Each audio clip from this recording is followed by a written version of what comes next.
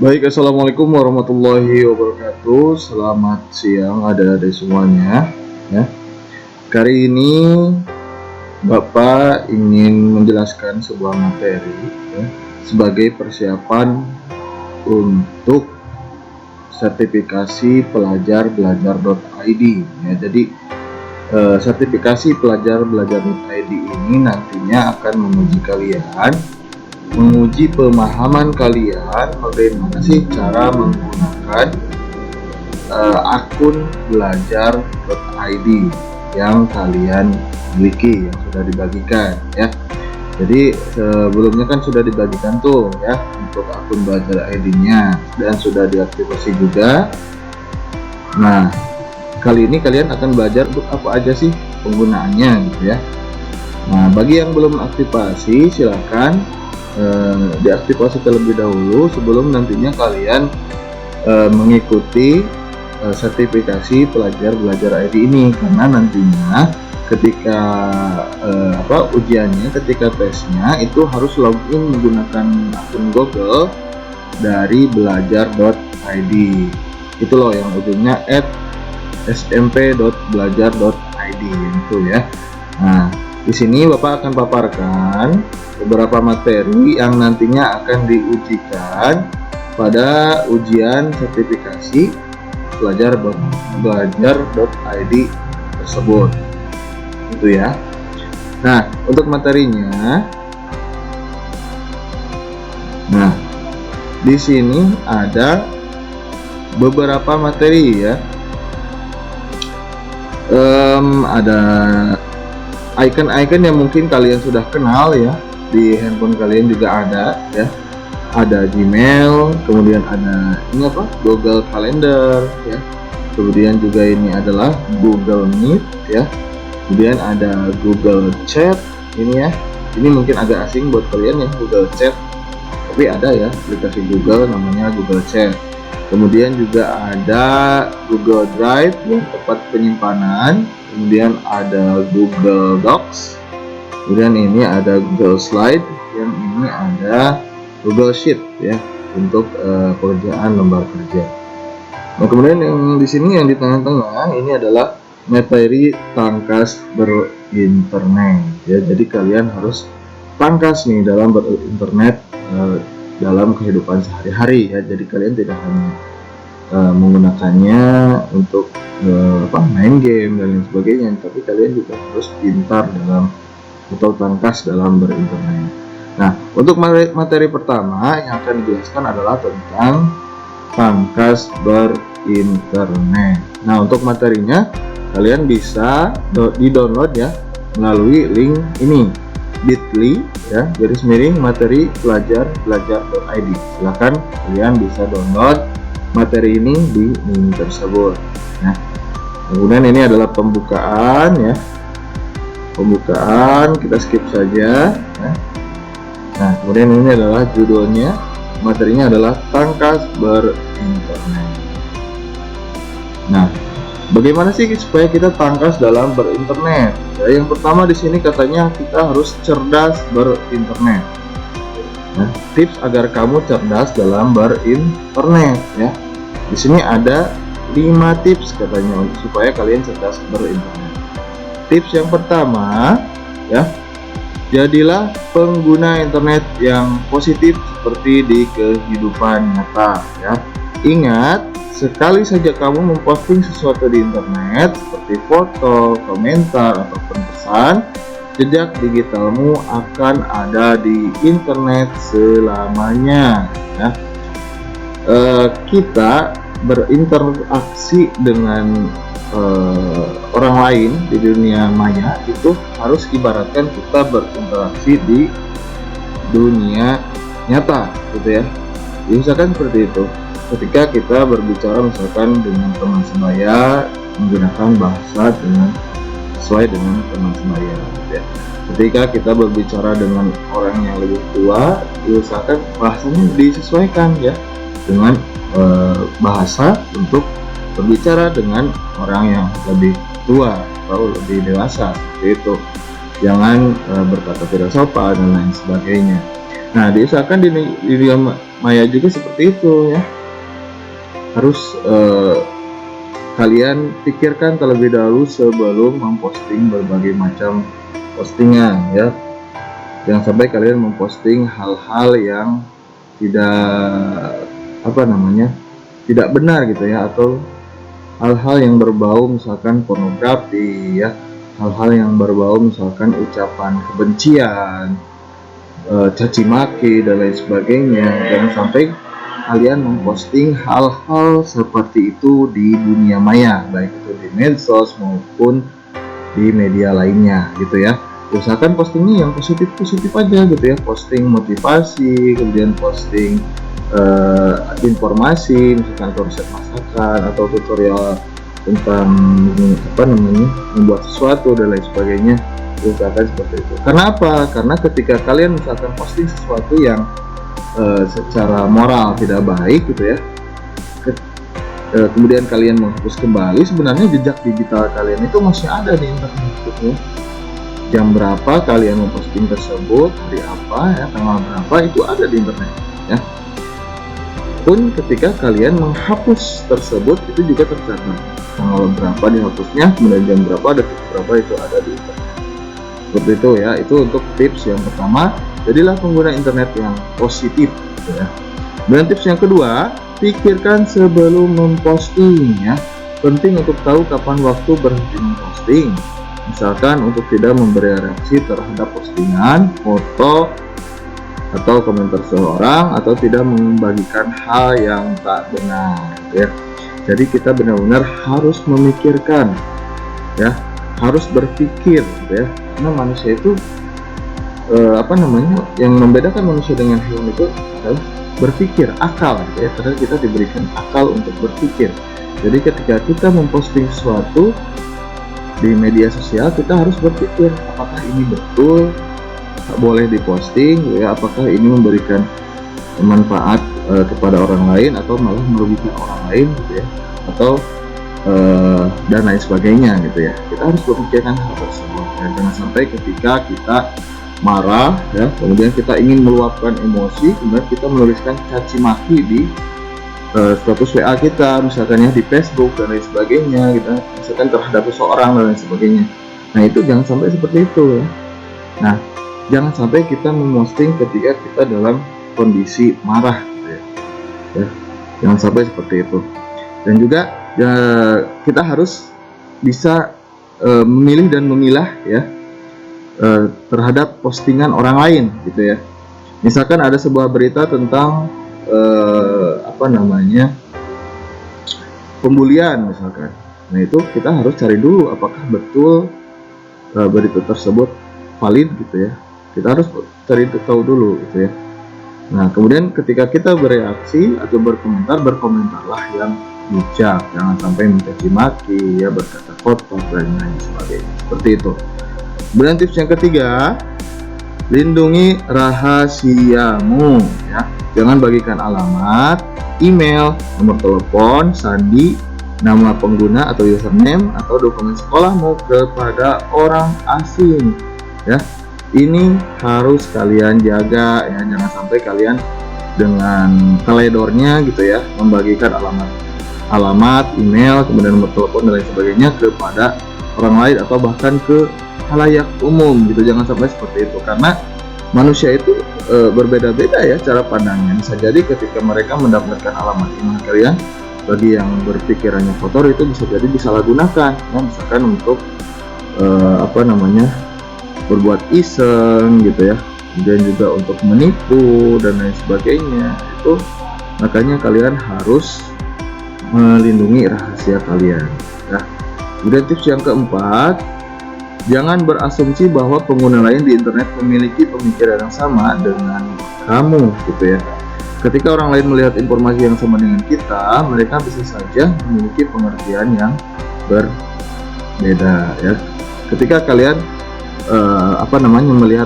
melihat sebuah foto ya di media sosial, kemudian kalian komentar di sana ya, wah ini kok bagus banget ya pemandangannya atau dan lain sebagainya gitu ya. Wah ini kok suasananya nyaman banget kita. Kemudian di bawahnya ada kok yang komentar berbeda gitu misalkan ya. Nah, kalian harus harus bisa mentoleransi hal tersebut, karena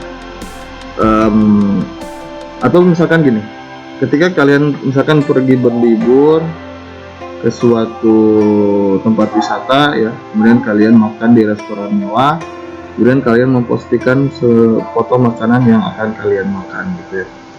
Nah, kemudian kalian menuliskan captionnya seperti ini, misalkan, wah enak banget tuh makanannya, seperti itu ya.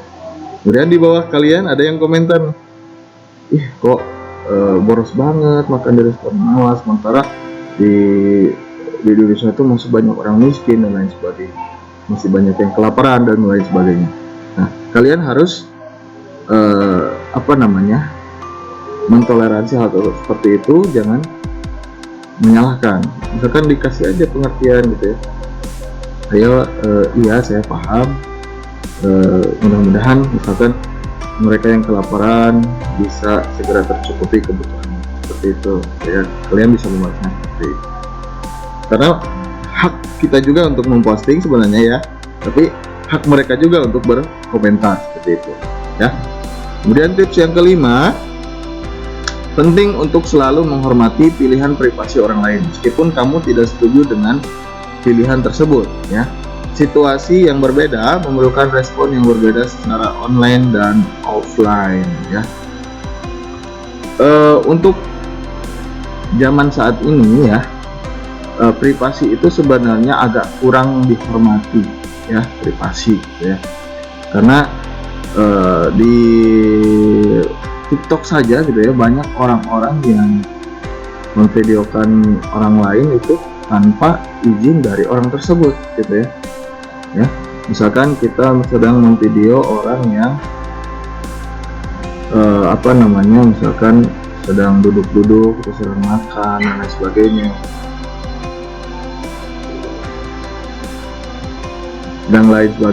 dan lain sebagainya gitu ya. Nah, alangkah baiknya kita menjadi seorang yang responsif gitu ya, atau bukan responsif ya, yang paham gitu ya, yang empati, yang memiliki empati gitu. Pun ketika kita misalkan memfoto orang lain ya, misalkan kita sedang jalan-jalan, ada ada sebuah pemandangan yang menarik gitu ya. Nah, kemudian kita potret gitu ya, kemudian kita posting di sosial media.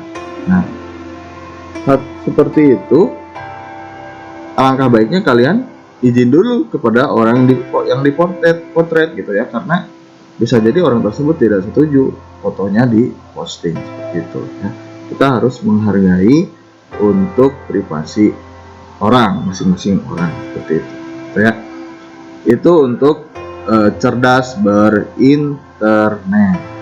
Kemudian materi kedua ada tangguh berinternet ya, tips agar kamu tangguh berinternet ya.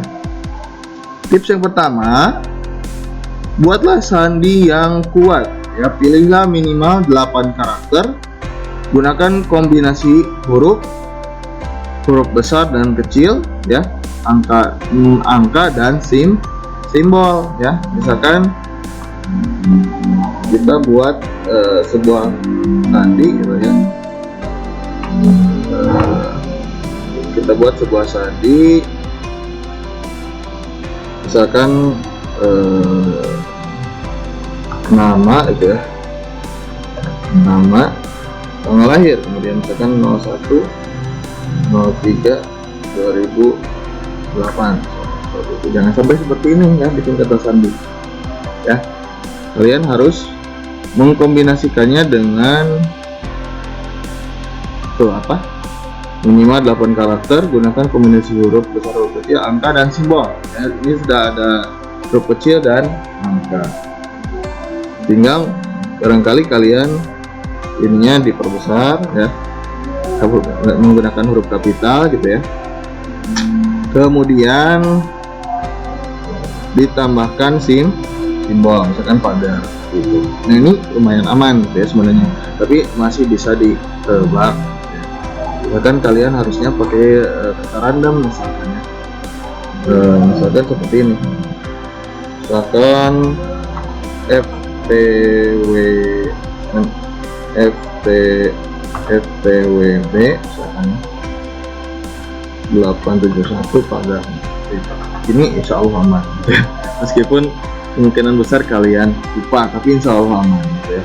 Ini sudah 8 karakter, mengandung angka dan juga huruf besar, huruf kecil, dan juga simbol. Usahakan password kalian dibentuknya seperti ini gitu ya, untuk kata sandi ya, atau password.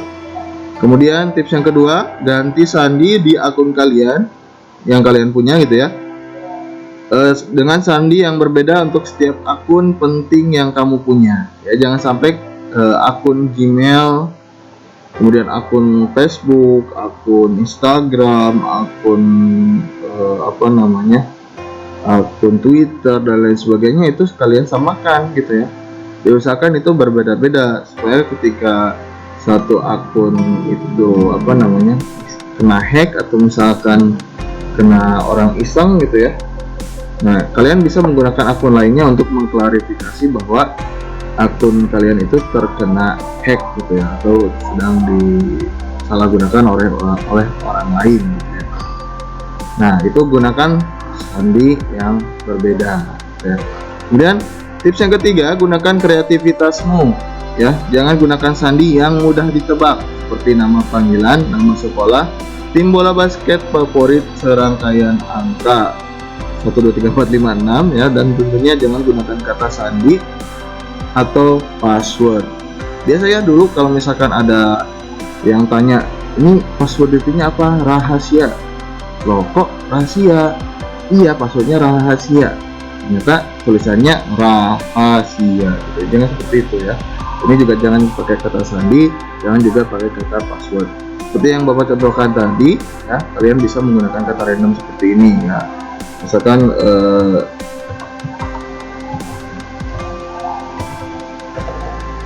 kata seperti ini juga bisa ya. Nah gitu ya.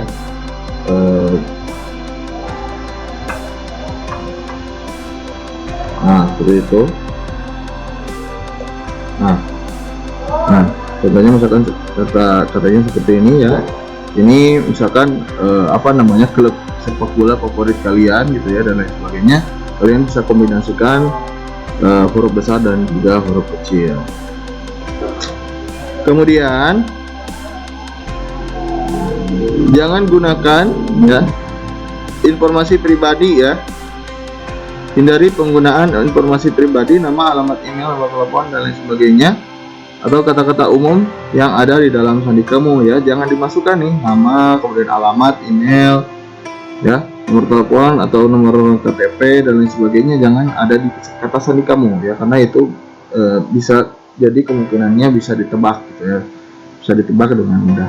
Kemudian tips yang kelima, ini jangan ragu untuk mengubah sandi akunmu ya. Segera ubah sandi kalau kamu tahu atau yakin bahwa sandi itu sudah diketahui orang lain selain orang dewasa yang kamu percaya. Misalkan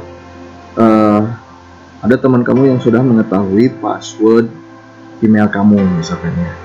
Nah itu segera kalian ganti ya, segera kalian rubah ya. Meskipun teman kamu misalkan orangnya bisa dipercaya, tapi alangkah baiknya kalian bisa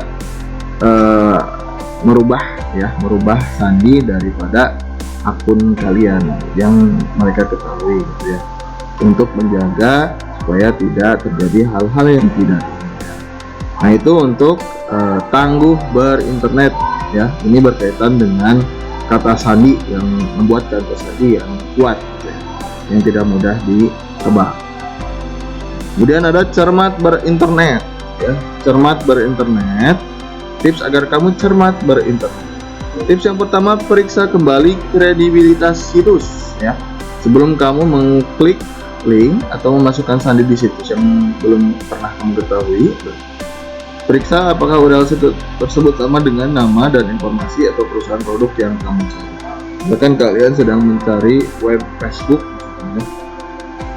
Jangan sampai tulisan Facebooknya berbeda gitu, jadi Facebook gitu ya, O-nya jadi cuma satu, seperti itu. Atau Facebook O-nya jadi U gitu, Facebook ya, jangan sampai seperti itu. Nanti bisa jadi web tersebut adalah web penipuan gitu ya. Makanya kalian harus periksa kembali sesuai dengan informasi yang kalian cari. Kemudian tips yang kedua, gunakan situs yang aman ya. Pastikan URL situs dimulai dengan HTTPS. Nah, contohnya di sini ya, HTTPS dengan ikon gembok yang di sebelah kiri. Nah, di sini ada ya HTTPS. Nah, ini berarti aman ya. Ya, ini aman HTTPS. Ya.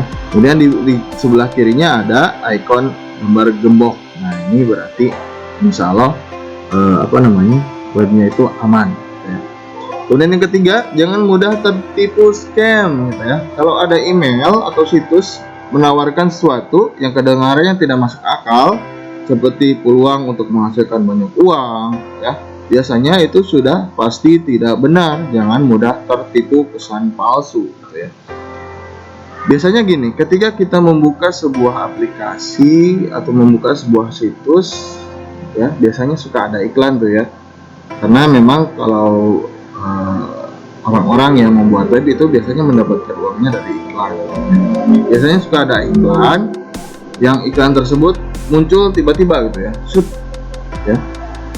Apakah kamu ingin mendapatkan sekian juta rupiah? Silahkan klik link di bawah ini. Kemudian nanti akan menginputkan informasi-informasi pribadi kalian dan lain sebagainya. Yang itu berupa scam, ya, penipuan. Seperti itu ya. Jangan sampai kalian terjebak hal seperti itu. Kemudian juga ketika kalian membuka sebuah web atau aplikasi, biasanya suka ada gini, perangkat Anda terdeteksi terkena serangan virus ya, silahkan klik di bawah ini untuk membersihkannya. Nah, itu juga sama ya, itu juga sama, itu adalah bentuk sebuah dari scamming gitu ya, penipuan. Jangan sampai kalian tertipu ya. Atau juga yang masuk ke dalam email gitu ya, promo-promo yang gak jelas gitu ya, yang menawarkan misalkan mendapatkan uang jutaan dan lain sebagainya, diusahakan kalian abaikan saja atau bisa lebih baik dihapus gitu ya. Kemudian tips yang keempat, ini bisa jadi terjadi kepada siapa aja ya. Kalau kamu tertipu scam, segera beritahu orang tua, guru atau orang dewasa lainnya yang kamu percayai dan segera ubah sandi akunnya ya. Misalkan kalian sudah telanjur nih mengisikan identitas pribadi, kemudian memasukkan email dan sebagainya ke web scam gitu ya. Nah, diusahakan kalian segera beritahu orang tua, kemudian juga guru atau orang dewasa lainnya supaya nanti bisa ditindaklanjuti, dan alangkah baiknya kalian segera mengubah sandi akun ya, mengubah password akun kalian supaya lebih aman. Tips yang kelima, perhatian, ingatlah bahwa situs atau iklan tidak dapat mengetahui apakah ada masalah pada perangkatmu. Nah, ini yang tadi Bapak sampaikan ya. Nah, ini ya. Scam dapat mencoba menipu untuk mendownload malware atau software yang tidak diinginkan dengan memberitahu kamu kalau ada masalah di perangkatmu. Ya, peringatan ya. Di perangkatmu terdeteksi ada virus, silakan klik tombol di bawah ini untuk mengatasinya. Nanti akan mendownload. Ketika kalian mengklik tombol tersebut akan mendownload malware yang nantinya akan mengorek informasi pribadi kalian gitu ya. Kemudian nanti kalian handphone kalian akan terhack gitu ya, teretas gitu ya. Nanti mereka akan mendapatkan informasi pribadi kalian, kemudian digunakan untuk berbagai macam hal yang tidak diinginkan. Jangan sampai terjadi seperti itu ya.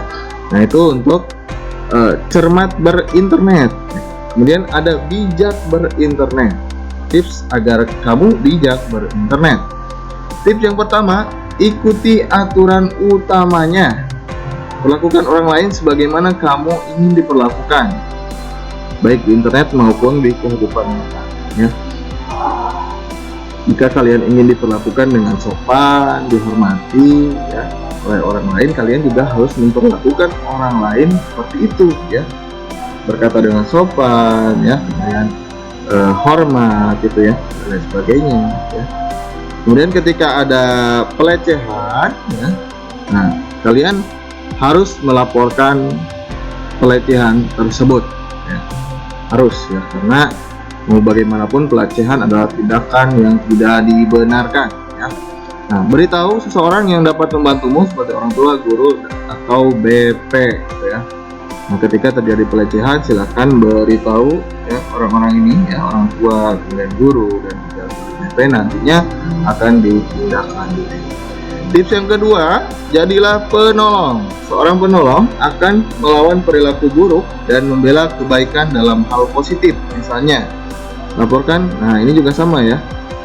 Ini contohnya sama. Ketika kalian melihat atau menemukan sebuah kejadian, ya, pelecehan dan lain sebagainya, diusahakan dilaporkan, ya, dilaporkan. Atau kalian mengalami pelecehan nih, ya, silakan laporkan. Insya Allah nanti orang tua, guru nanti akan bertindak untuk mengatasi hal tersebut supaya tidak terjadi. Kemudian tips yang ketiga, lakukanlah hal-hal sederhana untuk mengubah interaksi negatif menjadi interaksi positif. Misalnya ketika ada orang memposting hal negatif di internet tentang temanmu, ajaklah teman yang lain untuk membuat tumpukan komentar baik, yaitu memposting banyak komentar baik mengenai temanmu yang sedang dirundung. Tapi ingat, jangan memberikan komentar buruk kepada si perundung karena kamu memberikan contoh yang baik, bukan membalasnya. Contoh misalkan teman kalian posting sebuah foto di internet, misalkan ya, sebuah foto ketika misalkan teman kalian sedang liburan. Kemudian ada celetuk teman kamu yang komentar misalkan, ih kok kamu hitam banget ya, ih kok kamu kusam banget wajahnya. Nah, itu kan sebuah komentar yang negatif ya. Itu sebuah komentar yang negatif yang bernada pembulian, ya. Diusahakan kalian jangan malah menambahkan, ya. Kalian bantu teman kalian gitu ya dengan berkomentar baik. Misalkan, kamu kok asik banget liburannya ya. Lain kali ajak aku dong gitu.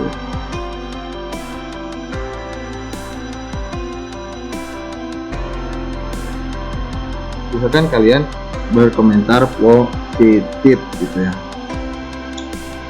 Tapi ingat, jangan memberikan komentar buruk terhadap pembeli tersebut. Misalkan, wah kamu kok misalkan bodoh banget ngatain si itu kan pembulian. Nah, jangan juga seperti itu ya. Kalian malah ikutan jadi pembuli juga, ngatain bodoh dan lain sebagainya. Itu tips yang ketiga. Tips yang keempat, ambil keputusan yang tepat saat memilih hal yang akan dikatakan dan cara menyampaikannya, ya. Misalnya suatu hal yang tak pantas untuk kamu katakan dengan nyata berarti tak pantas juga dituliskan di internet, ya. Misalkan kalian mencaci maki gitu ya, itu kan di dunia nyata juga nggak boleh gitu ya, nggak pantas. Dan di dunia maya juga otomatis tidak pantas juga untuk untuk di posting gitu ya, dan sebagainya. Usahakan kalian ambil keputusan yang tepat, ya. Kemudian tips yang kelima, sebarkan kebaikan di internet. Sebarkan kebaikan di internet, ya. Jangan sebarkan keburukan, ya. Insya Allah dengan menyebarkan kebaikan, ya, meskipun itu kecil, insya Allah berpahala untuk kita, ya. Itu untuk tips bijak berinternet. Kemudian yang terakhir, ya, berani berinternet. Tips agar kamu berani berinternet. Tips yang pertama, menemukan hal negatif, jangan diam saja, ya. Kalau kalian menemukan hal yang membuat kalian merasa tidak nyaman, laporkan, ya. Beranikan dirimu, hubungi seseorang yang kamu percaya dan membantumu seperti guru, kepala sekolah, atau orang tua. Dan di fitur media sosial juga biasanya ada fitur laporkan, ya. Misalkan ada kalian melihat modus penipuan di sebuah media sosial gitu ya.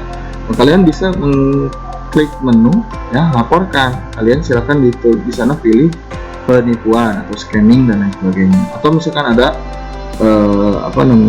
ujaran kebencian dan lain sebagainya, silakan kalian klik laporkan, kemudian juga pilih ujaran kebencian dan lain sebagainya. Dan tindakan lain yang bernada negatif, silakan diusahakan kalian bisa melaporkan ya, jangan cuek, jangan acuh ya, supaya nanti postingan tersebut bisa di take down dan tidak tersebar lagi di media sosial lainnya. Dan juga kalau misalkan kalian postingannya berkaitan dengan teman kalian di sekolah, misalkan teman kalian memposting tindakan-tindakan yang kurang sesuai dengan etika gitu ya, misalkan memposting sedang merokok gitu ya dan lain sebagainya. Nah, diusahakan kalian di screenshot ya, di screenshot postingan tersebut, kemudian juga untuk sebagai bukti ya, kemudian kalian bisa melaporkan pada guru ya, atau kepada guru BK ya, untuk selanjutnya nanti ditindaklanjuti. Tips yang kedua, bicarakanlah ya. Meminta bantuan saat kamu tidak yakin apa yang harus dilakukan adalah tindakan yang berani. Jika tindakan ini dapat membantumu atau orang lain untuk mengatasi sesuatu hal yang menyakitkan atau bahkan mencegah bahaya terjadi, hal tersebut adalah tindakan yang cerdas dan berani. Ya, jadi ketika kalian sedang kebingungan gitu ya, diusahakan kalian berbicara dengan orang terdekat kalian. Nah, jangan sampai ketika kalian memiliki kebingungan akan suatu tindakan, kalian putus asa gitu ya, dan malah melakukan hal negatif gitu ya dan lain sebagainya. Nah, kalian harus terbuka gitu ya, kepada orang terdekat kalian, misalkan orang tua, kakak, adik dan lain sebagainya. Atau lebih bagus lagi ke orang dewasa gitu ya, terbukanya. Kemudian tips yang ketiga, laporkan atau blokir konten yang tidak pantas. Nah, ini seperti kata Bapak tadi ya, di platform atau media sosial itu banyak konten-konten yang tidak pantas sebenarnya, yang yang orang-orang posting dan kita lihat ya, kalian lihat gitu ya. Nah, diusahakan kalian bisa melaporkan konten-konten tersebut sebagai konten yang tidak pantas hadir di platform media sosial tersebut ya. Tips yang keempat, dapatkan buktinya. Sebelum memblokir atau melaporkan konten, sebaiknya ambil screenshot ya, sehingga kamu bisa menggunakan sebagai bukti gitu ya. Jadi screenshot dulu nih ya, kemudian laporkan ya, supaya ada buktinya bahwa konten tersebut adalah konten yang tidak pantas. Tips yang kelima, jangan takut ya. Kalau kamu menerima pesan atau komentar yang menyeramkan dari orang asing, tunjukkan pesan itu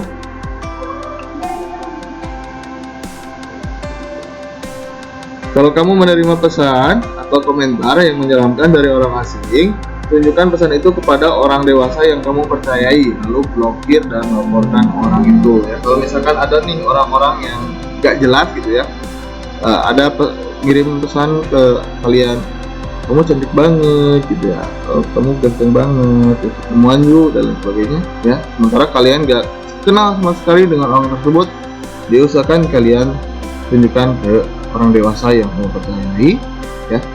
Kemudian ketika kalian mendapatkan saran ya, ikuti ya, supaya kalian tidak terjebak dengan hal yang tidak diinginkan. Kemudian akun tersebut kalian blokir ya, kemudian dilaporkan gitu ya. Itu untuk materi terakhir ya, untuk tangkas berinternet ya, yaitu berani berinternet gitu ya.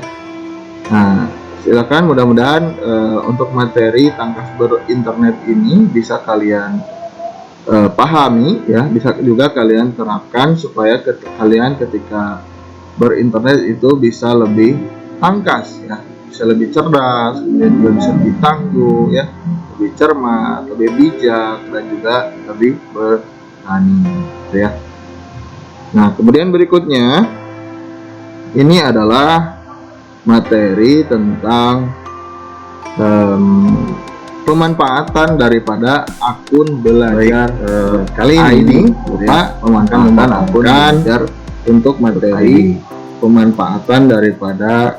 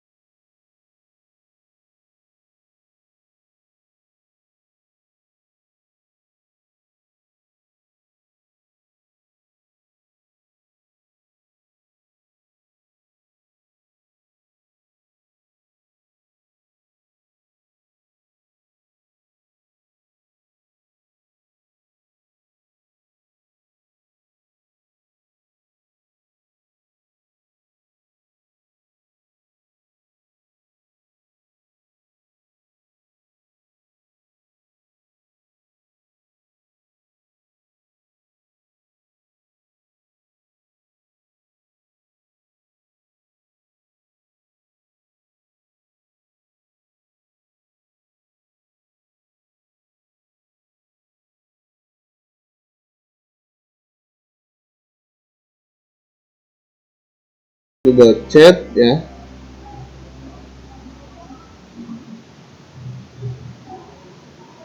Nah, di sini ada gambarnya seperti ini sama ya. Nah, ini tampilan daripada Google Chat ya, Google Chat. Nah, untuk membuat chat baru di sana bawah ada tombol chat baru gitu ya. Tapi katanya di sini membuat ruang chat khusus katanya gitu ya. Dalam Google Chat kamu bisa membuat percakapan atau ruang ya. Apabila kamu mengirimkan pesan langsung untuk 2 orang atau lebih, gunakan percakapan grup. Namun, jika kamu ingin berkolaborasi pada proyek jangka panjang dengan tim atau grup tertentu, gunakan space atau ruang. Nah, ini ya. Ini untuk membuat chat baru ya. Kita coba. Kalian tulis saja gitu alamat teman kalian. Nah, tapi di sini kayaknya untuk pencariannya harus menggunakan email atau teman bisa kayak ya, orang, ruang atau aplikasi. Kemudian, nah ini untuk fitur chatnya. Telah ada di sini ya. Nah, kemudian untuk ruang, katanya di sini kita harus mencoba membuat ruang gitu ya untuk berkolaborasi gitu ya. Nah, di sini ada ruang. Kita coba klik. Nah, di sini ada ruang masih kosong ya. Kita buat ruang baru dengan mengklik tombol plus ruang baru. Ya. Sini buat ruang. Nama ruangnya apa? Misalkan rapat OSIS misalkan.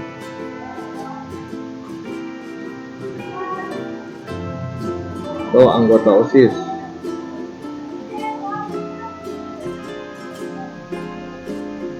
Ya, misalkan deskripsinya untuk mewadahi diskusi antar anggota OSIS. Nah, seperti itu gambarnya bisa kalian tambahkan. Kemudian kalau sudah selesai, klik berikutnya. Nah, untuk orangnya, kalau misalkan kalian sudah ada teman-teman kalian bisa klik gitu ya. Klik ya, kemudian kalian klik berikutnya. Ini bapak klik saja lewati. Nah, ini masih kosong ya, masih kosong. Nah, di dalamnya ada chat, kemudian ada file ya, kemudian ada tugas. Nah, ini bisa kalian gunakan untuk berbagai macam diskusi gitu ya. Tapi kalau misalkan untuk yang beneran gitu ya, kalian harus tambahkan dulu ya untuk orang-orangnya. Di sini ada tambahkan orang ya. Tambahkan orang, kalian tulis. Nah, di sini banyak ya. Orangnya banyak. Kan misalkan tambahkan nama teman kalian, bisa kalian tambahkan di sini ya. Untuk teman kalian bisa ditambahkan orang gitu ya. Nah, itu untuk mengenal Google Chat untuk fitur ruang atau membuat ruang chat khusus gitu ya. Kemudian berikutnya mengenal Google Drive. Nah, ini lumayan kompleks ya Google Drive. Kita lihat aplikasinya.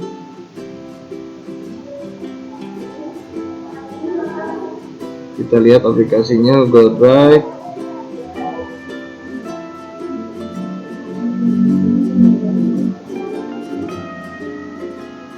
Nah, ini ya tampilan dari Google Drive sebelah kanan. Nah, yang pertama mencari file di Google Drive. Kamu bisa dengan mudah mencari berkas yang disimpan di Google Drive. Ketik kata kunci gitu ya dari penelusuran, lalu atur berdasarkan filter yang kamu inginkan. Nah, sebenarnya harus membuat dulu ya foldernya. Nah, di sini ini ya, membuat dulu folder gitu ya. Untuk membuat folder ya cukup mudah caranya ya. Di bawah bisa kalian lihat ada tanda plus gitu ya, tanda plus. Kalian klik saja dan pilih folder. Dan misalkan kalian di sini tugas matematika atau informatika. tugas informatika, dan klik buat. Nah, untuk foldernya bisa kalian lihat di bawah sini ya, ada ya di bawah biasanya ya. Nah, di sini ada tugas informatika ya. Ini ada tugas informatika, bisa kalian buka. Nah, ini masih kosong ya. Nah, untuk mengisinya ya di sini ada mengunggah berkas ya ke dalam folder di drive saya. Kalian bisa mengunggah berbagai macam ya, bisa foto, bisa dokumen ya. Kalian tinggal tanda plus saja, kemudian upload atau upload ya. Nah, di sini ya ada berbagai macam foto gitu ya. Tapi Bapak ingin upload dokumen gitu ya. Misalkan dokumen ada di download, kita coba upload yang ini gitu ya, upload yang ini. Nah, ini ya, tapi katanya harus menunggu wifi gitu. Kalau misalkan seperti ini, kalian klik saja yang ini langsung ya. Klik langsung, bisa ya. Bapak settingannya kayaknya ini harus ngupload melalui wifi gitu ya.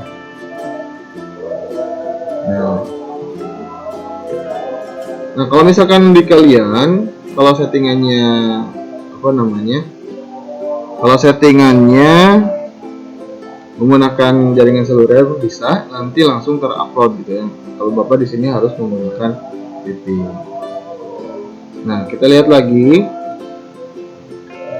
Nah, itu untuk mengupload ya. Jadi tinggal kalian klik tanda plus saja, kemudian upload gitu ya. Untuk membuat folder, klik folder gitu ya. Kalau upload. Nah, kemudian di sini mencari file katanya ya, mencari file di Google Drive. Tinggal tulis saja di atas ya, di sini, di atas ini ada telusuri di Drive. Kan kalian mau mencari apa? Misalkan di sini Bapak tadi ada misalkan PTS ya. Nah, ada PTS informatika ya. Kan ada foto itu ada nggak ya, atau materi jadi yang kalian pilih. Misalkan kalian ini ada materi prakarya, kita bisa buka kalian pakai apa misalkan ya. Ini kalau PT menggunakan PowerPoint, lihat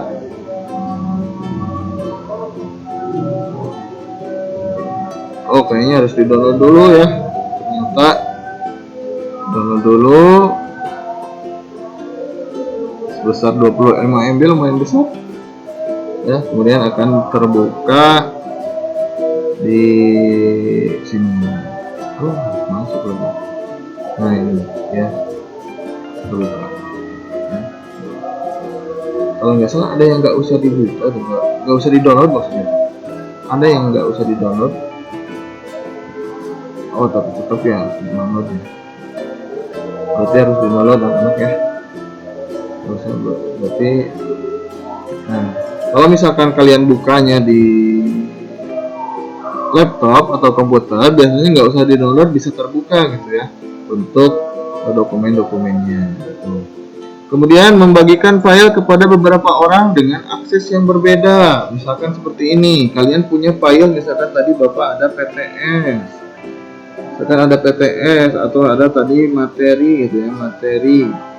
Nah, di sini ya, untuk file ini kalian bisa bagikan ke beberapa orang dengan akses yang berbeda. Misalkan di sini kalian Bapak klik, nggak bisa ya? Bukan dibuka maksudnya. Kita lihat aja di sini dulu. Wis ya. Kita lihat di sini. Nah, bisa lihat di sini ada ya. Ada di bawah sini. Coba kita lihat dulu. Nah, di sini kita Untuk membagikan, klik yang titik 3 ya, di bawah sini ada klik titik 3 di sini. Kemudian bagikan. Nah, kalian bisa menambahkan orang di sini ya, atau grup juga bisa. Kita tambahkan nama, misalkan ada nama Aziz gitu ya, Aziz. Nah, gitu. Kita tambahkan, misalkan tambahkan Fulan dengan Abdul ya. Nah, ini sebagai apa gitu ya, sebagai pelihat saja kah, pengomentar saja kah, atau sebagai editor ya. Misalkan sebagai pelihat saja, kita bisa rubah di sini ya, klik ya, kita rubah untuk berbagai akses yang berbeda. Dan kalau sudah, untuk membagikan file ini kalian klik gambar bersama.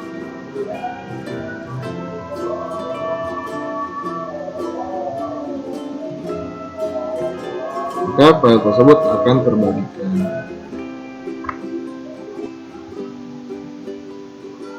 Baik, kita lanjutkan untuk mengenal Google Docs ya. Google Docs ini adalah versi Google daripada Microsoft Word, yaitu untuk mengolah kata ya. Nah, yang pertama tahapannya adalah kalian membuat doc baru. Nah, untuk pembuatan doc Google Docs ini kalian bisa menggunakan atau melalui Google Drive ya. Kita bisa buka foldernya ya, yang kita tadi sudah buat. Kemudian klik tombol tambah ya, tambah. Nah, kemudian di sini ada menunya ya, Google Dokumen atau Google Docs, sama aja ya. Kalian klik saja, maka akan muncul, belum diinstal ya di sana, Bapak. Ternyata ini harus diinstal dulu ya di HP kalian sebelum kalian membukanya gitu ya. Kita coba install dulu ya.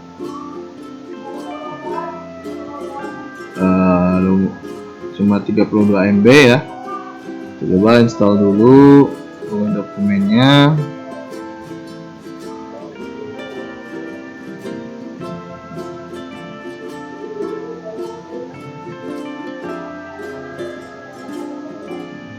Kemudian, nah, sudah terinstall, kita buka ya.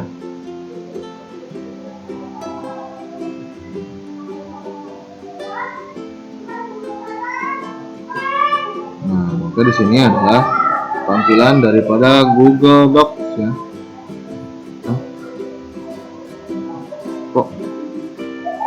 Kita coba tadi foldernya, folder apa ya tadi? Informatika misalnya, Informatika.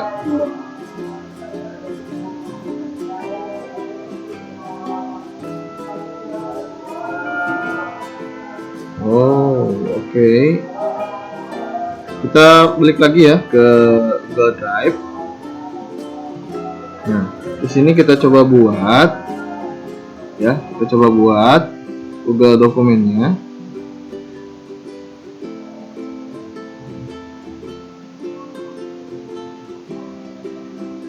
Nah, kalian tulis judulnya apa gitu ya. Ini langsung aja kita tulis gitu ya. Oke, ya kalian bisa menulis berbagai macam di sini ya, termasuk tugas. Misalkan di sini kalian ada tugas, ada pengertian dari informatika. Apa sih pengertian dari informatika? Jadi pengertian informatika adalah titik-titik gitu ya misalkan. Kemudian ada jenis-jenis software misalkan ya, jenis-jenis software adalah titik-titik, titik-titik, dan titik-titik. Nah, untuk menambahkan lampiran atau untuk memodifikasi hurufnya, kalian bisa blok dulu mungkin tulisannya ya, blok dulu. Nah, kalian bisa menebalkan gitu ya, memiringkan atau menggarisbawahi, bisa ya. Untuk ininya apa namanya tuh ya, warnanya bisa dirubah juga. Kemudian juga ini untuk stabilo ya,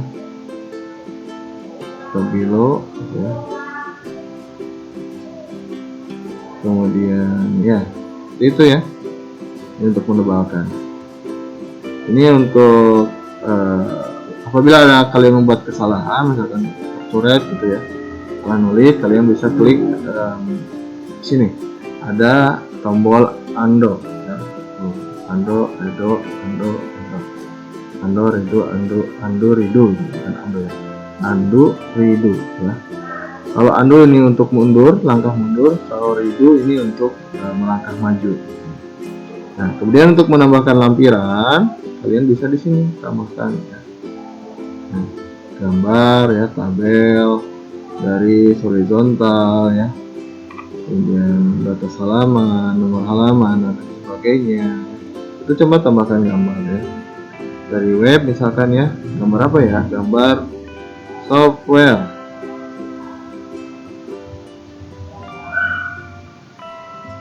Nah, ini kan ada software nih.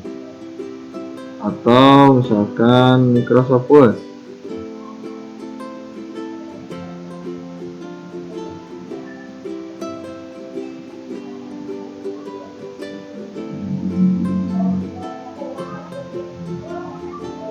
Nah, kan ada ikonnya muncul ya. Kita pilih saja salah satunya yang bisa disisipkan. Nah, itu. Maka di sini akan masuk ke dalam dokumen. Untuk ukurannya kalau misalkan terlalu besar, kalian bisa kecil. Bisa kan.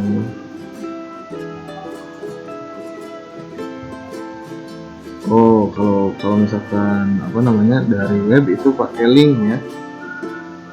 Jadi tidak bisa diperkecil kayak ini.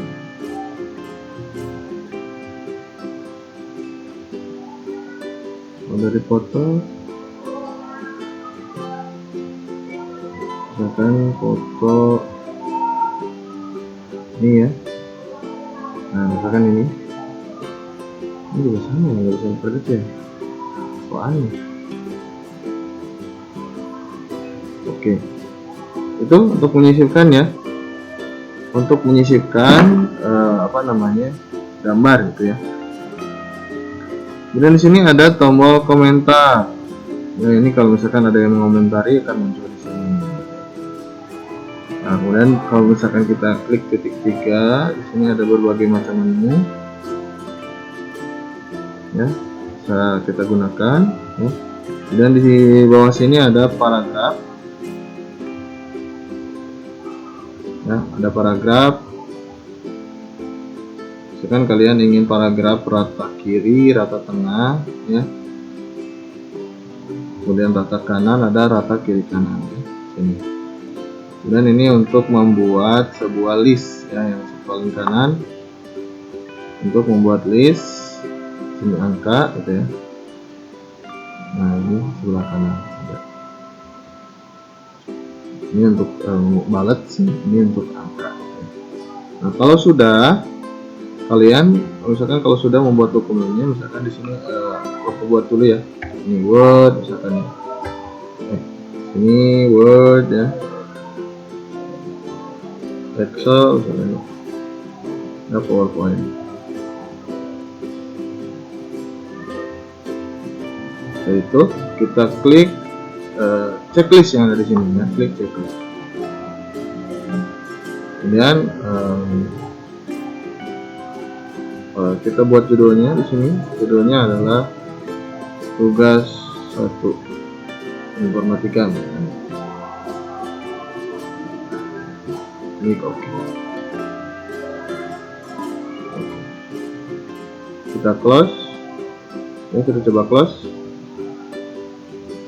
Maka akan muncul di folder apa namanya? Di folder Google Drive kalian ya. Kemudian mengubah nama berkas, katanya, wah salah nih nama ininya, salah ya, nama berkasnya. Kalian bisa rubah dengan mengklik titik 3,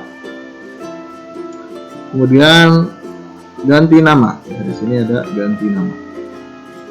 Ganti nama misalkan tugas 2 TIK, klik ganti nama, maka namanya akan berubah.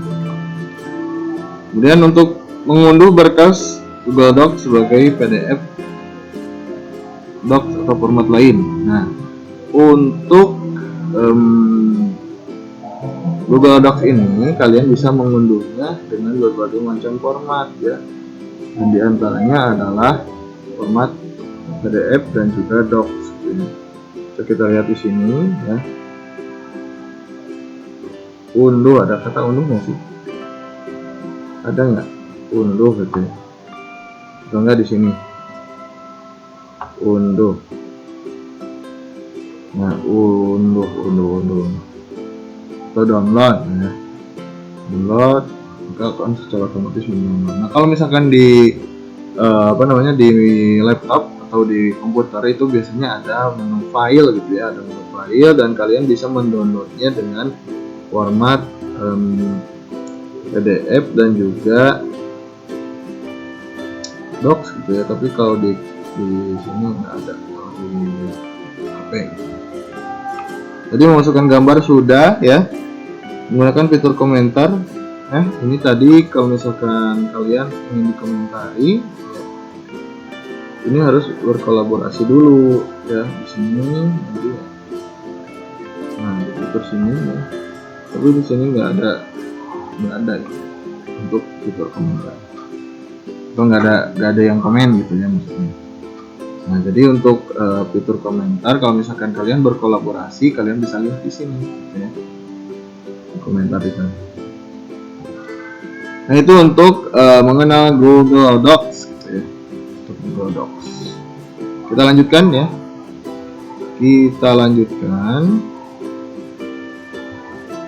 Ke Google Slide ya. Kita balik lagi ke Drive, kemudian tambah, kemudian Google Slide. Ternyata belum diinstal juga, kita install dulu ya Google Slide-nya.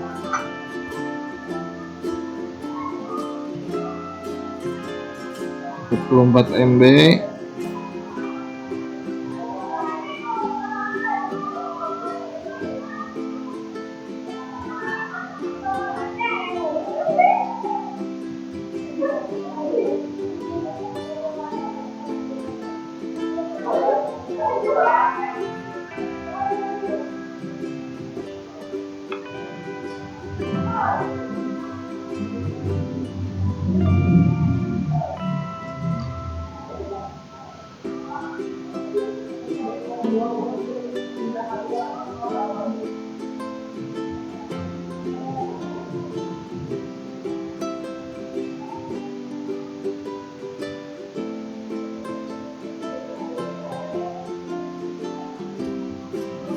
Ya, kita buka. Sebenarnya kalau untuk aplikasi-aplikasi seperti ini ya, untuk menu-menunya lebih lengkap di laptop ya, atau di PC ya, atau di desktop daripada di handphone. Tapi berhubung device yang paling dekat kalian adalah handphone, jadi Bapak mencoba menerangkannya di versi handphone ya. Kita coba balik lagi ke Google Drive ya. Kita klik tombol tambah lagi ya. Kemudian Google Slide.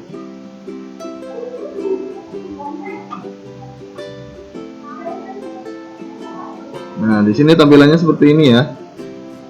Karena untuk nantinya ditampilkan sebagai presentasi. Nah, klik OK.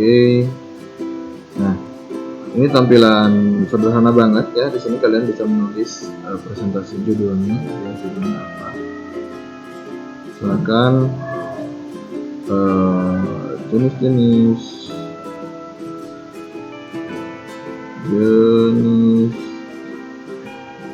aplikasi.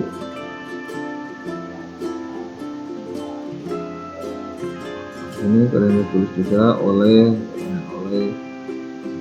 Abdul Aziz. Nah, itu ya. Nah, untuk ini adalah cara membuat slide baru tadi menggunakan tombol plus ya. Kemudian mengubah jenis ukuran ya. Ini kalau misalkan kurang besar, kalian bisa ke mana coba? Ada nggak sih jenis huruf? Nah, ukuran huruf ada nggak?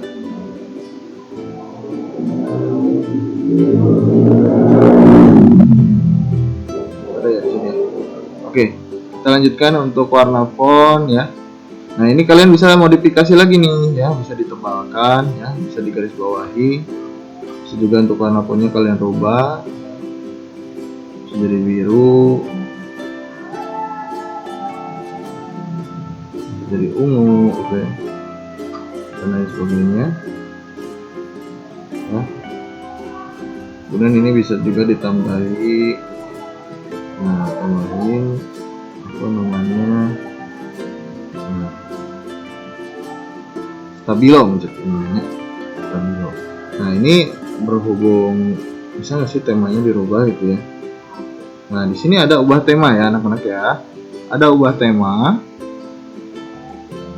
Di sini katanya menggunakan tema Google Slide. Nah, kita coba ya ubah tema. Wow, ternyata banyak nih temanya. Gunakan yang menurut kalian menarik gitu ya. Kita coba yang mana ya? Kita coba yang kontras aja warnanya ya, karena kalau misalkan presentasi itu harus kontras warnanya. Nah, kita coba yang ini, nah ini ya. Nah kalau seperti ini ya, ininya harus dirubah warnanya nih, harus dirubah menjadi putih. Nah itu ya, terbaca gitu ya. Berikutnya kalau misalkan mau tambah slide, kalian bisa klik sini ya, tambah slide di pojok bawah gitu ya, pojok kanan bawah. Kita tambah slide. Nah ini bentuk-bentuk dari slide-nya bisa kalian pilih mau bentuknya yang seperti apa, mau seperti judul lagi boleh ya, yang di bawahnya juga boleh. Nah, tapi biasanya untuk yang standar gitu ya, kalian pilih yang title dan end body ya, title and body. Nah gitu ya. Misalkan kalian tulis di sini aplikasi perkantoran, aplikasi perkantoran. Nah, di sini untuk mengatur tata letak gambar, ya, kita bisa inputkan gambar, ya, melalui tombol plus yang ada di atas. Ya, di sini kita cari gambarnya. Nggak ada. Ada gambar yang tadi aja. Nah ini kalau di sini bisa disesuaikan ya gambarnya. Terus, nah ini kalau kalian apa namanya ngubah ukuran gambar, ini usahakan pojoknya yang ditarik ya, jangan pinggirnya, pojoknya supaya tidak terstretch seperti ini gitu ya.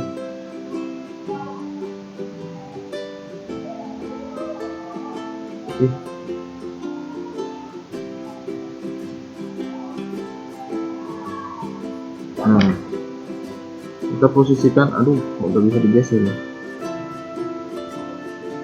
Digeser sih. Oh bisa. Nah, kita posisikan di tengah, misalkan di sini ya. Nah ini cara mengatur total letak gambar ya. Mengubah ukuran gambar, kalian tinggal tarik aja, tarik gitu ya pojoknya. Kemudian mengubah jenis huruf ya, jenis huruf kalian bisa rubah ya, jenis huruf bisa nggak? Jenis huruf, oh ada di sini.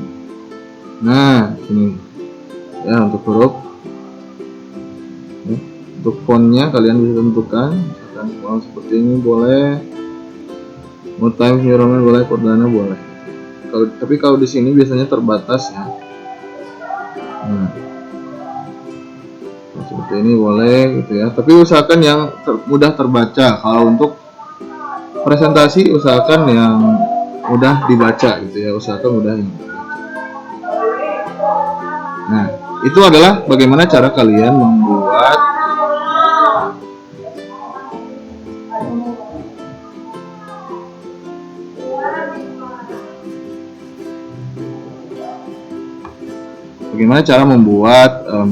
aplikasi membuat Google Slide gitu ya. Nah, kalau sudah, misalkan kalian sudah nih selesai membuat Google Slide-nya. Nah, kalian tinggal kirimkan ya. Bisa kalian bagikan di sini, bagikan dan ekspor. Kalian bagikan di sini, tulis nama yang ingin kalian bagikan, misalkan Bulan Studio, ya, misalkan Abdul Aziz ya. Nah, tinggal kalian pencet kirimkan.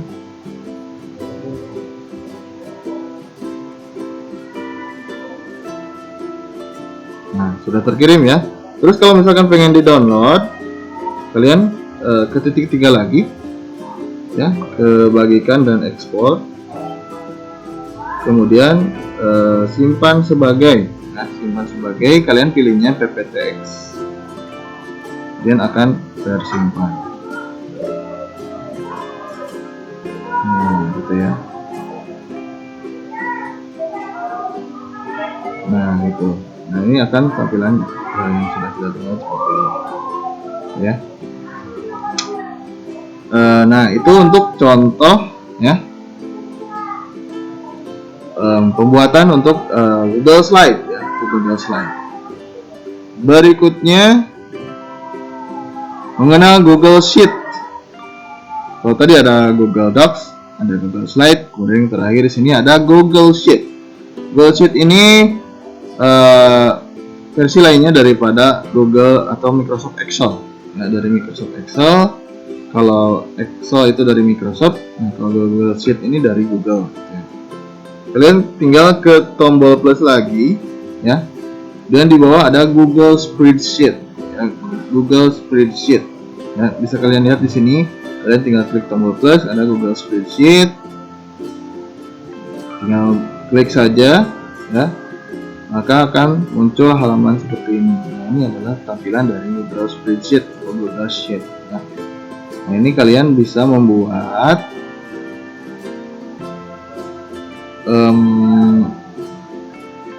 misalkan tabel gitu ya, tabel penjualan, atau daftar nilai. Kalian tulisnya di sini daftar nilai, atau jadwal pelajaran.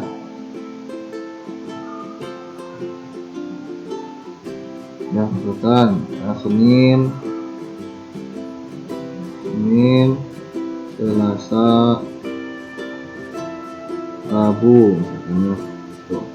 Dan di sini ada MTK, BINDO,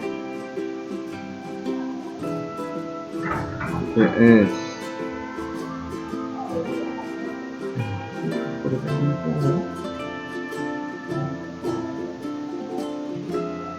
Terus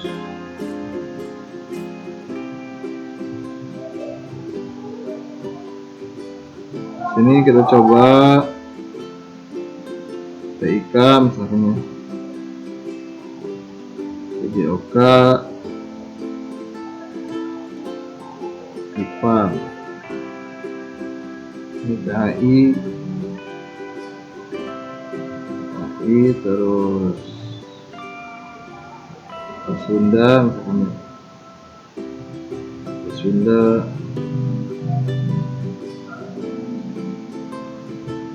Inggris.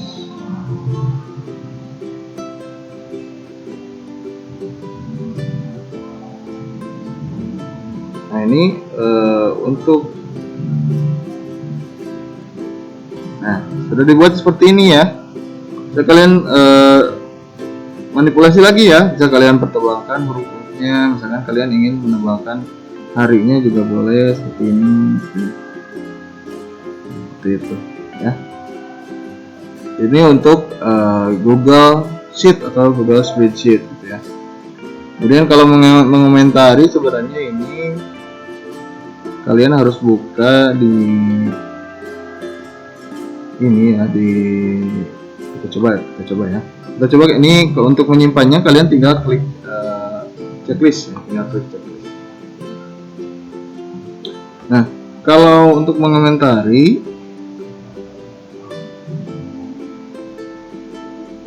kita close dulu, maka akan muncul di sini ya. Nah, akan muncul spreadsheet dulu tanpa judul ya. Kita rename dulu,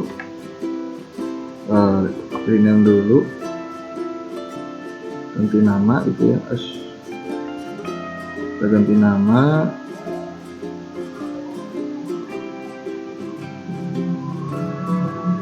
misalkan ini jadwal pelajaran, ganti nama. Nah, untuk mengomentari kita coba lihat di sini.